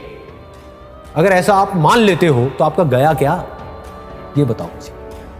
आपको सब कुछ मिल गया लेकिन आपका गया कुछ भी नहीं, क्योंकि अब इस खेल को आप अच्छे से खेल सकते हो। फिर 24 घंटे आप यही दिमाग लगाओगे कि अब कहां पर इस खेल में ना क्या कमी रह गई है। जैसे वीडियो गेम खेलते हैं, हम सब खेलते हैं, उसमें क्या पहले दिन में जब आप खेल रहे होते हो आप एक्सपर्ट हो जाते हो? पहले दिन में क्या 10वें लेवल पे पहुंच जाते हो? नहीं पहुंचते हो, टाइम लगता है ना। लेकिन क्या आप पहले दिन में 10वें लेवल पे नहीं पहुंचे तो क्या खेल खेलना बंद कर देते हो? उसको परफेक्ट करते रहते हो, बार बार गिरते हो, फिर 0 से शुरू करते हो, फिर गिरते हो, फिर 0 से शुरू करते हो, फिर उसको बेटर करते हो, बेटर करते हो, बेटर करते हो। धीरे धीरे आप क्या होता है, आपका लेवल बेटर होने लग जाता है। आप 5वें पे जाते हो, 10वें पे जाते हो, 20वें पे। अब जिंदगी के खेल में वीडियो गेम में क्या फर्क है? वीडियो गेम में एक एंड आ जाता है, एक एंड आ जाता है कि ये 50वां लेवल है, इसके आगे और कुछ नहीं है। जिंदगी के खेल में कोई एंड ही नहीं, there is no end, and that is the beauty of life. That perfection is just a word which does not exist in reality. That is the beauty of life. नहीं तो मैं करता क्या, समझ रहे हो? नहीं तो आप करोगे क्या? अगर परफेक्ट हो गए तो अब खेल में मजा ही नहीं रह गया। जब तक जिंदा हो, जब तक सांसें चल रही हैं, जब तक हम हैं इस दुनिया में, तो उस खेल को हम बेटर करते चले जा रहे हैं, और बेटर, बाहर नहीं, अपने अंदर। और अगर अंदर के खेल को आपने परफेक्ट कर लिया तो आपको यह भी पता होगा मेरे को किस आदमी से कैसे बात करनी है, कैसे नहीं करनी है। मतलब अब आप अवेयर हो गए उस खेल में। अभी आप अवेयर नहीं हो, अभी आप बस अपने बारे में सोच रहे हो, आप सामने वाले के बारे में नहीं सोच रहे हो। एक ऐसा एंट्रेंस जो आप क्रैक करना चाहते हो, उसके लिए जो पढ़ाई करनी है वो आपको करनी पसंद नहीं है, तो वो क्या है? टॉर्चर नहीं है। टॉर्चर है ना, तो उस टॉर्चर को सहने की मोटिवेशन कहां से आएगी? कुछ भी, what ever it is, that could be football, that could be cricket, that could be anything, what ever you like doing, whatever your interests are, whatever your passions are, चाहे उसका आपके प्रोफेशन से connection है या नहीं है, उसमें गोल बना दो मास्टरी को। I want to be the best in it, as best as I can, not in comparison to somebody. मुझे अपना बेस्ट वर्जन बनना है। तो जब इस तरीके से आप उसके लिए बोल रहे हो, तो क्या यही फीलिंग उसमें भी नहीं आएगी जो आप तैयारी करने वाले हो? लगाओ थोड़ा सा दिमाग। एक एटीट्यूड ही तो होता है, और क्या है? ग्रो करना है, अपने आप को बेटर बनाना है। जिसका ये एटीट्यूड है, क्या उसका हर चीज में एटीट्यूड नहीं आने लग जाएगा? फिर अब आप अपने आप को शीशे में देख करके बोल सकते हो, I am going to be the master of this particular topic. देखता हूं कौन मुझे रोकता है। I am going to be the master of this particular game. Then you can extend it further by saying I am going to be the master of the game of life.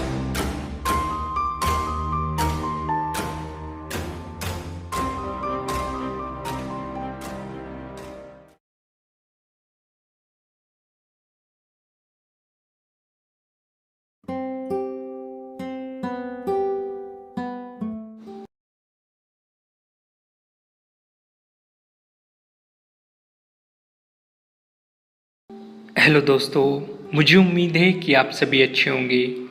दोस्तों, किसी भी इंसान को ज़िंदगी में success न मिलने का सबसे बड़ा कारण ये है कि वो ऐसी सोच रखता है जैसे कि इस दुनिया के 99% लोग रखते हैं।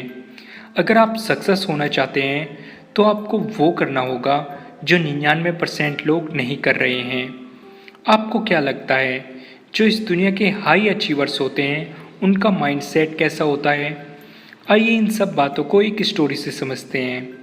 एक बार एक चित्रकार ने बहुत ही सुंदर पेंटिंग बनाई। उसे उस पेंटिंग में कहीं भी कमी नज़र नहीं आ रही थी। उसने सोचा क्यों न यह पेंटिंग लोगों को दिखाई जाए। इसलिए उसने उस पेंटिंग को शहर के बीचों बीच लटका दिया और उसके नीचे एक नोट लिख दिया जिसमें लिखा था, अगर किसी को भी इसमें कमी दिखाई दे तो वह उस जगह निशान लगा दे। शाम को जब वह चित्रकार अपनी पेंटिंग के पास पहुंचा तो वो बहुत ही दुखी हुआ, क्योंकि उसकी पूरी पेंटिंग पर निशान लगे हुए थे और वह पूरी तरह से खराब हो चुकी थी। उसकी समझ में नहीं आ रहा था कि अब वो क्या करे। तभी उसका एक दोस्त उससे मिलने आया और उसे दुखी देखकर उससे दुखी होने का कारण पूछा। तो उस चित्रकार ने अपनी समस्या उसे बता दी।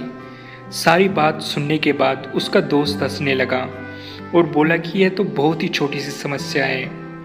उसने उससे कहा कि तुम कल फिर से एक और पेंटिंग बनाओ और उसे शहर के बीचों बीच ही लटका देना और उसके नीचे फिर से एक नोट लिखना कि इस पेंटिंग में जिस किसी को भी कोई कमी दिखाई दे वो इसे सही कर दे। उस पेंटर ने अगले दिन ऐसा ही किया। जब शाम को उसने उस पेंटिंग को देखा तो वो हैरान रह गया, क्योंकि किसी ने भी उस पेंटिंग में कुछ भी नहीं किया था। यह देखकर वह समझ गया कि किसी दूसरे में कमी निकालना आसान होता है, लेकिन उस कमी को दूर करना बहुत ही मुश्किल होता है। दोस्तों, इस स्टोरी से मैं आपको ये समझाना चाहता हूँ कि अगर आपको किसी दूसरे में या फिर खुद में कमी दिखाई दे तो उसे दूर करने की कोशिश करो। अगर आपने ऐसा किया तो आपकी गिनती इस दुनिया के 99% लोगों में नहीं बल्कि 1% लोगों में होगी। इस दुनिया में 1% लोग ही हाई अचीवर्स हैं। अब आपको फैसला करना है कि आप अपनी गिनती इस दुनिया के 1% लोगों में चाहते हैं या फिर 99% लोगों में चाहते हैं।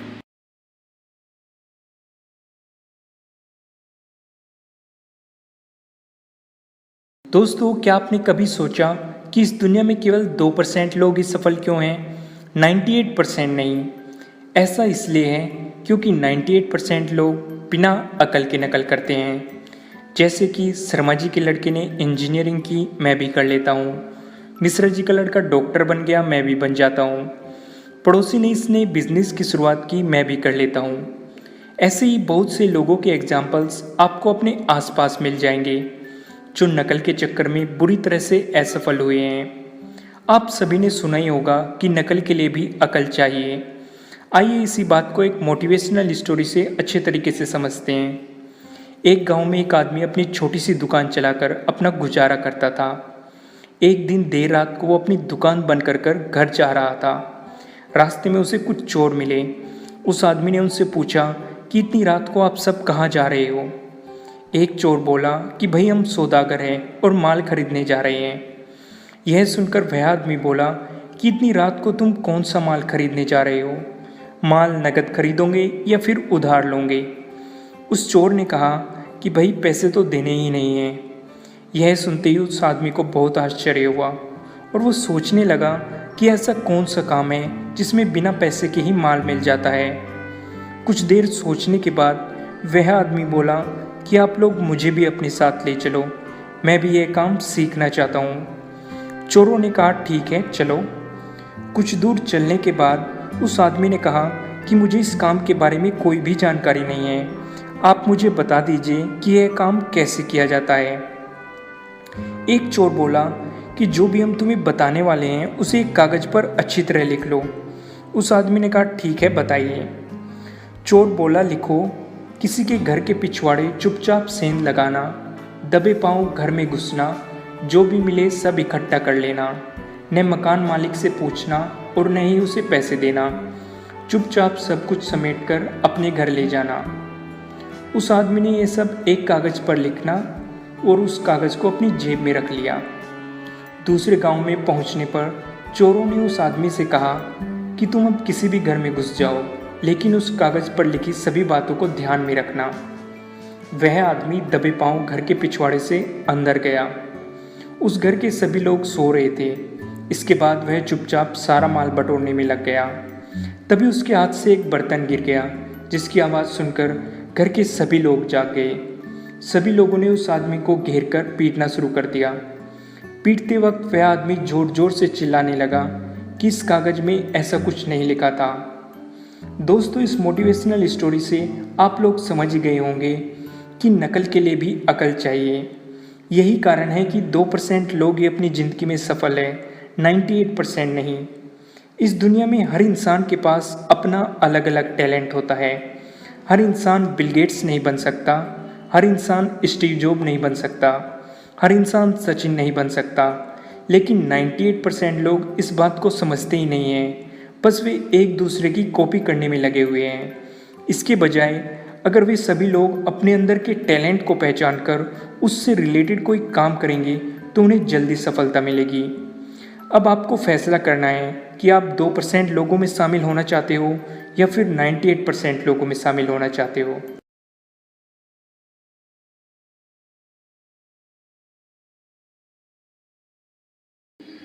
दोस्तों, हम सभी जानते हैं कि इस दुनिया में बहुत ही कम लोग हाई अचीवर्स हैं, जिनकी संख्या लगभग 1% है।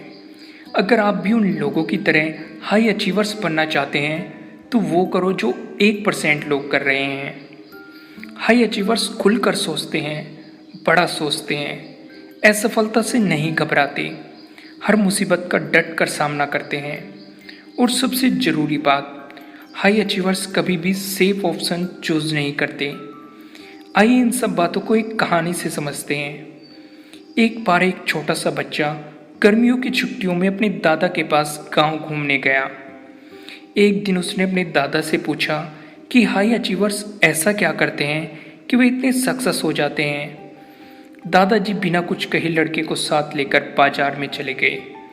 वहाँ से उन्होंने 2 छोटे छोटे पौधे खरीदे और घर वापस आ गए।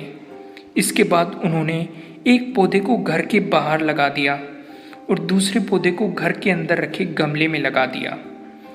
दादाजी ने उस लड़के से पूछा कि तुम्हें क्या लगता है कि इन दोनों पौधों में से कौन सा पौधा अधिक सक्सेस होगा।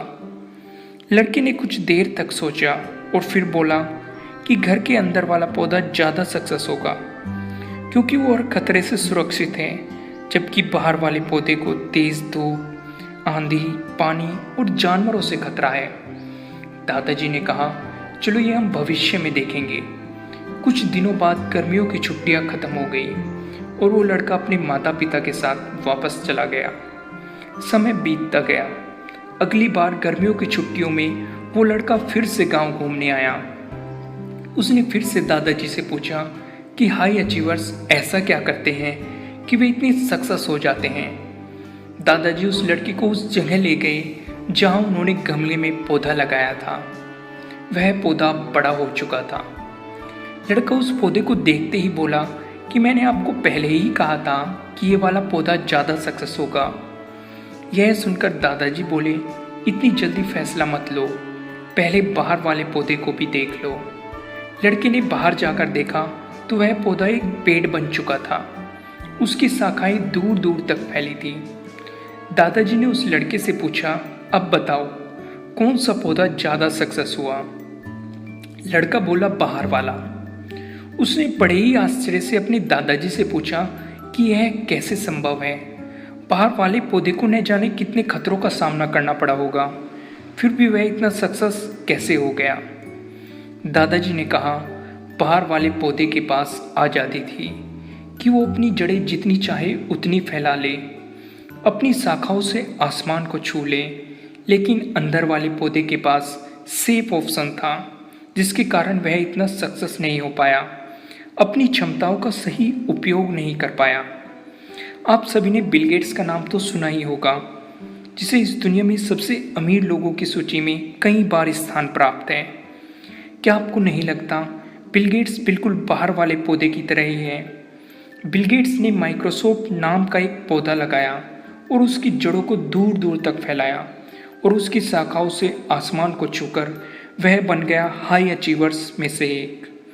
दोस्तों, इस कहानी से मैं आपको ये समझाना चाहता हूँ कि आपको इस दुनिया में कोई भी ऐसा सफल व्यक्ति नहीं मिलेगा जिसने सफलता से पहले असफलता एवं मुसीबतों का सामना न किया हो। अगर आप मुसीबत से भागते हैं तो आप नई मुसीबतों को निमंत्रण दे रहे हैं। जीवन में समय समय पर चुनौतियों एवं मुसीबतों का सामना करना पड़ता है और यही जीवन का सत्य है। अगर आप हाई अचीवर्स बनना चाहते हैं तो आपको तमाम खतरों के बावजूद इस दुनिया में का सामना करने के लिए तैयार रहना होगा।